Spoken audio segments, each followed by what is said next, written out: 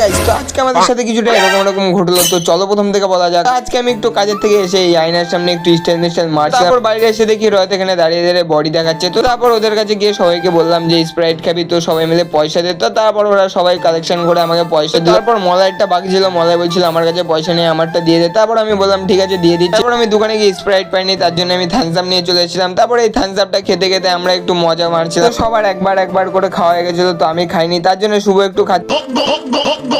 তো তারপর শুভর খাওয়া গেছিল, তার জন্য অলোকদাকে একটু দিয়ে দিয়েছিল। তারপর অলোকদা আমাকে দিল। তারপর আমি এখন খাচ্ছিলাম। তারপর আমার কাছ থেকে কেড়ে পুড়ে নিয়ে তারপর বোতলটার হাল যা হলো, সবাই মিলে মারামারি করতে করতে বোতলটার হাল এরকম দুমড়ে মুড়চিড়ে গেছিল। তো তারপর আমরা খাওয়া দাওয়ার পরে আস্তে আস্তে ভাবনা চিন্তা নিচ্ছিলাম বাড়ির দিকে যাওয়ার। তো তারপর রাত বলছিল চ তাড়াতাড়ি করে বাড়ি যাওয়া যায়। তারপর আমরা দোকান মোকান বন্ধ করে বাইরে চলে আসলাম। তারপর এখানে অলোকদা দাঁড়িয়ে এখানে কিছু একটা দেখছিল। তো তারপর আমি বললাম তাড়াতাড়ি করে বাড়ি চলো। তারপর বাড়ি গিয়ে এই মাছটাকে দেখতে পেলাম এখানে পড়েছিল। তো তারপর আমি মাছটাকে ধরে ভাবলাম এই জায়গায় খেয়ে নেবো। তো তারপর আমি আস্তে করে জলে ছেড়ে দিয়ে আমি বাড়ির দিকে চলে গেলাম।